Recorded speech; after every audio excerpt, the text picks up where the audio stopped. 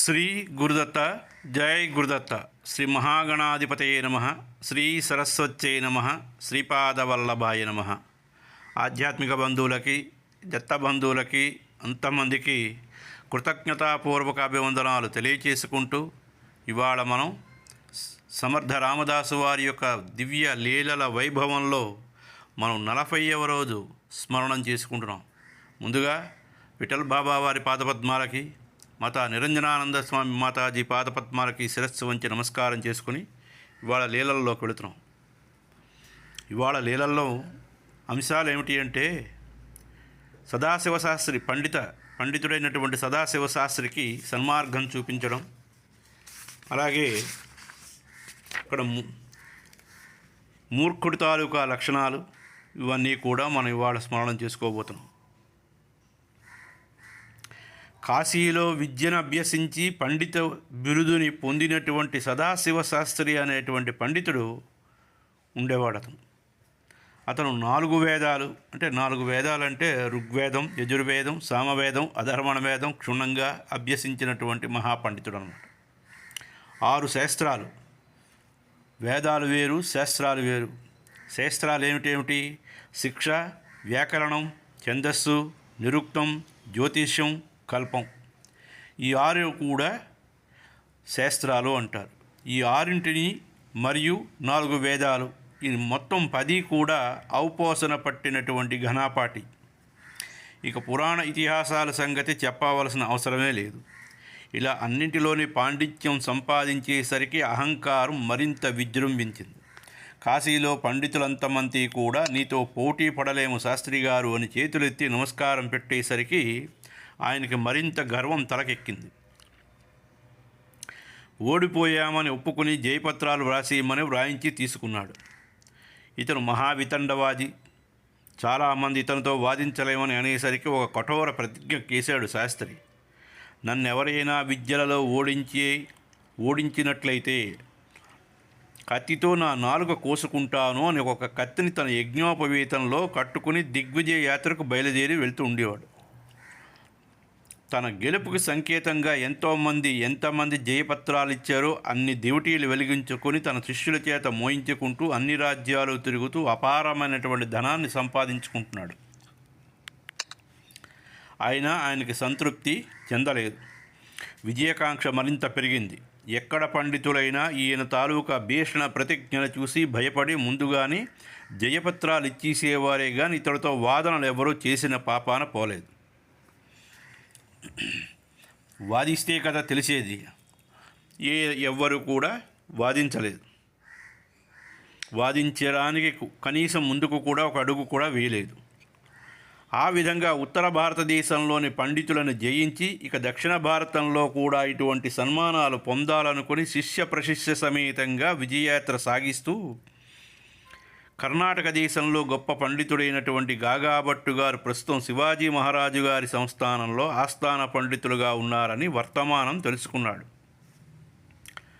అందుకు మహారాష్ట్రలో ఉన్నటువంటి రాయగడ్డికి చేరుకుని శివాజీ మహారాజు వారికి తన రాకని తన కారణాన్ని తెలుపుతూ ఒక లేఖను వ్రాసి పంపించాడు. అందులో తనను ఓడిస్తే తన వద్దనున్న జయపత్రాలన్నీ ఇచ్చేస్తానని, ఈ దివిటీలన్నీ తన గెలిచినటువంటి పండితులకు నిదర్శనమని, వాటిని ఆర్పివేసి కత్తితో తన నాలుకని కోసుకుంటానన్న ప్రతిజ్ఞ చేసేనని వ్రాసి పంపించాడు శివాజీ మహారాజుకి. శివాజీ మహారాజు ఆ బ్రాహ్మణులంతమందికి కూడా వసతి ఏర్పాట్లు చేయించాడు. అక్కడ విడిది చేయమని కోరారు. రేపు గాగాభట్టు గారిని పిలిపించి సభను నిర్ణయించగలమని మాట ఇచ్చారు. గాగాభట్టు గారికి విషయం కబురు పెట్టారు రాజావారు. ఆ వార్త విన్నంతనే గాగాభట్టు గారికి ముత్యమటలు పట్టేసాయి. ఈ సదాశివశాస్త్రి వితండవాది, ఇతని సంగతి లోకడనే నేను ఇంతకుముందే విన్నాను. ఇప్పుడు ఇతనితో తలపడితే తాను ఓడిపోవడం ఖాయం. కానీ ఫలానా శివాజీ గారి దర్బార్లో పండితుడు ఓడిపోయాడనే అపకీర్తి తనకే కాక శివాజీ మహారాజు కూడా సంభవిస్తుంది అని విపరీతంగా ఆలోచించి ఒక నిర్ణయానికి వచ్చారు. వామన పండితుడికి ఇటువంటి విజయకాంక్ష ఉండేది. అటువంటి వాడు సమర్థుల చెంత చేరి వారి దర్శనంతో పునీతుడై సాత్వికుడై తపస్విగా మారాడు. ఈ గర్విష్టి పండితుని మెల్లగా వంచి మెల్లగా మంచి మాటలతో సమర్థుల వారి సన్నిధికి తీసుకువెళితే ఇతనికి చక్కగా బుద్ధి చెప్తారు, ఇంతటితో అనేక మంది పండితులు తాపీగా ఊపిరి పీల్చుకుంటారు అని చక్కటి ఆలోచన తోచింది. వెంటనే రాజుగారిని కలవకుండానే ఆ రాత్రే సదాశివశాస్త్రి గారు విడిది చేసిన సత్రం వద్దకి వెళ్ళాడు. శాస్త్రి గారు ఎంతో ఆనందంతో శిష్యులు కాళ్ళు ఒత్తుతూ ఉంటే తన ఘనతను తానే పొగుడుకుంటూ ఉన్నాడు. ఎవడు కూడా సమాజంలో తన్ను తాను పొగుడుకుంటూ ఉంటే తన్నుకుంటూ ఉంటుంది, తన్నుకున్నట్లే అని చెప్పి సామెత ఉన్నారు.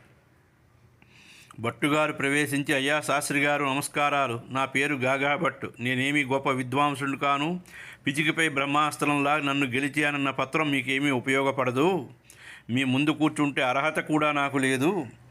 శాస్త్రి గారు వెంటనే వికటాట్టహాసం చేసి, మరింకేమీ రేపటి సభలో జయపత్రం రాసిస్తే సరి, మేము వేరే చోటికి ప్రయాణం అవుతామన్నారు. అదేనండి శాస్త్రి గారు, తాము ఎలాగైనా వేరే చోటికి అనగా మీతో వాదించగల సమర్థుడు ఉజ్జీవ సమజోడి దగ్గరికి వెళ్ళాలి కదా. సజ్జనగడలో రాజావారి గురువు గారు ఉన్నారు, మీరు వారి వద్దకు వెళ్ళండి. వారిని కనుక గెలిచారనుకోండి, మీ ఖ్యాతి దిగంత విశ్రాంతమై విరాజిల్లుతుంది. కాబట్టి రేపు ఇక్కడ సభ వద్దు, మనందరం సజ్జనగడకే పోదాము అని అతనికి బాగా నచ్చజెప్పారు. శాస్త్రి గారికి మరీ ఆనందమైంది. గాగాభట్టు గారు వెళ్ళిపోయారు. మర్నాడు ఉదయమే సభ ఏర్పాట్లు రాజుగారు చేయించారు. మధ్యలో శివాజీ మహారాజు గారి సింహాసనం, ఒక పక్కన గాగాభట్టు ఆస్థాన పండితుల వారికి, మరి ఒక పక్కన సదాశివశాస్త్రి పండితుల వారికి ఆసనాలు అమర్చబడ్డాయి. భటులు రాజావారి ఆగమనం తర్వాత శాస్త్రి గారికి జయజయనాదాలు పలికి స్వాగతం పలికారు. శాస్త్రి గారు వచ్చి వారికి చూపిన ఆసనాన్ని అలంకరించారు. గాగాభట్టు గారి కోసం ఏర్పాటు చేసిన తన ఆసనం చూపిస్తే వారు ఆసీనులు కాలేదు. ఆ ఆసనం రాజగురువులు సమర్థరామదాస్ స్వాముల వారిది అని మరొక ఆసనంపై ఆసీనులయ్యారు. వెంటనే సదాశివశాస్త్రి, మహారాజా, నేను మహాపండితుడు, నాతో సమానమైనటువంటి పండితులతో వాదం చేయడానికి కానీ ఇటువంటి అపండితులు పిరికి వాళ్ళతో నేను వాదం చేయను. తమ గురువులని ఆహ్వానించండి, తర్వాతనే వాదం చేయడా అని పలికిన వెంటనే రాజుగారు ఆశ్చర్యపోయారు. ఇది ఏమి సంకట పరిస్థితి, సమర్థ గురుదేవులు ఇటువంటి వ్యవహారాలకు దూరంగా ఉంటారు, వారు మహనీయులు. ఈ లౌకికవాద ప్రతివాదాలు అసలే ఆయనకే కిట్టవు, వారు ఆత్మద్రష్టలు. తాను ఇటువంటి కీర్తి కండువు తీయగలిగినటువంటి పండితునితో వాదించమని నేనెలా కోరుతాను గురువుగారిని అని తనలో తాను ఆలోచించుకుని ఇలా అన్నాడు. పండితవరేణ్య, మా గురుదేవులు మహాతపస్వి, త్యాగపురుషులు, భగవద్భక్తులు. వారిని ఈ వాద ప్రతివాదాల్లో పాల్గొనమని కోరడం అనుచితం, ఇదే నా అభిప్రాయం అని చెప్పాడు. సదాశివశాస్త్రి, మహారాజా, ఇందులో ఏమీ తప్పు లేదు. గాగాభట్టు అయినా సమర్థరామదాసులే అయినా నన్ను ఓడించగలిగితే ఈ కీర్తి రాజ్యానికే కదా దక్కుతుంది. మీ కీర్తిని పెంచుకోవాలి అని కోరుకునేవారైతే ఈ మాత్రం చేసుకోలేరా?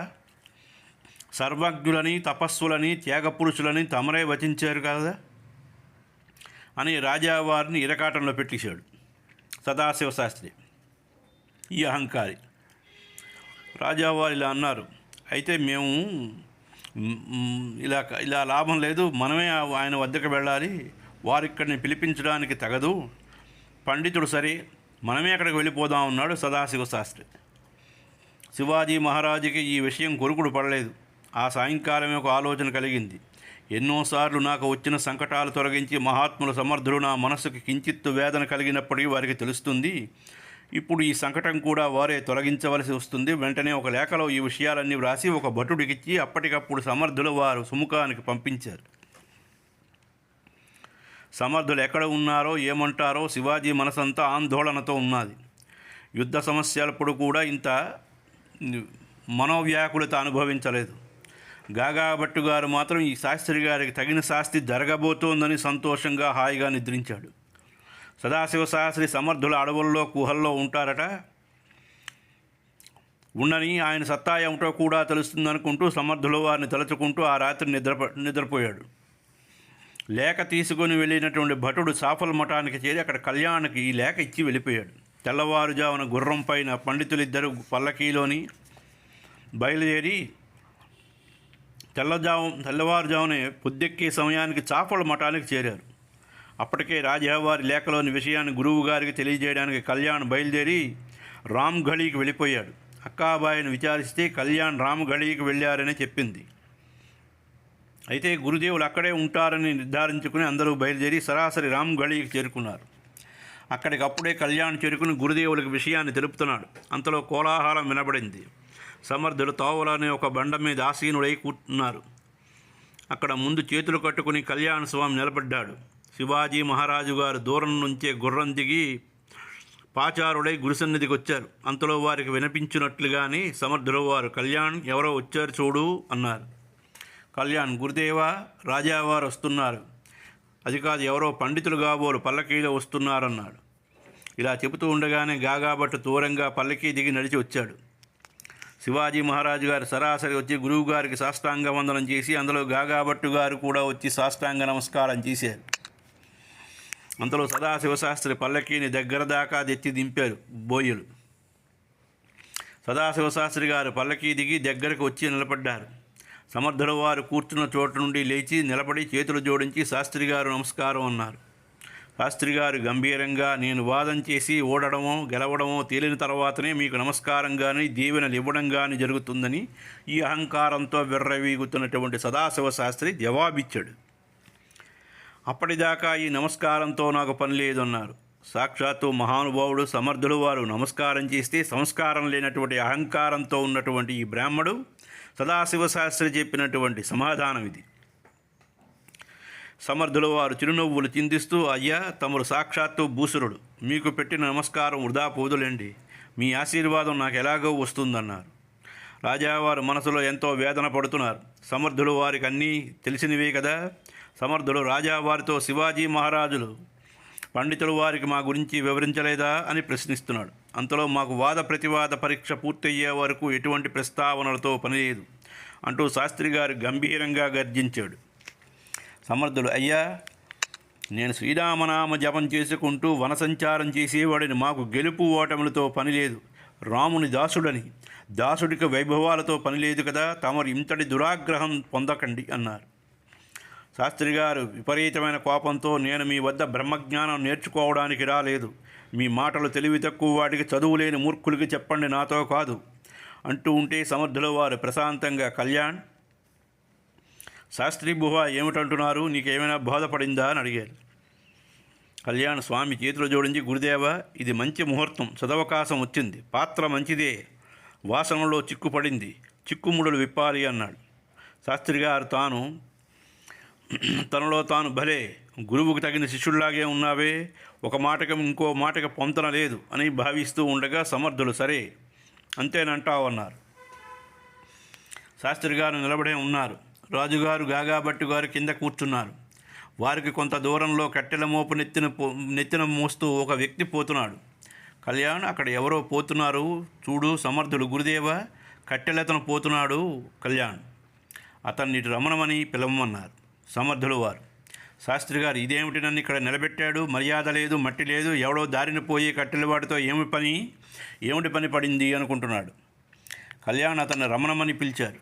ఇక్కడంతా బ్రాహ్మణులు పెద్దవారంతా ఉన్నారని అల్లంత దూరాన నిలబడి, ఏమి ఆజ్ఞ స్వామి, ఇంతకాలానికైనా తమ దయ కలిగింది అని ఆ కట్టెలతను నమస్కారం పెట్టాడు.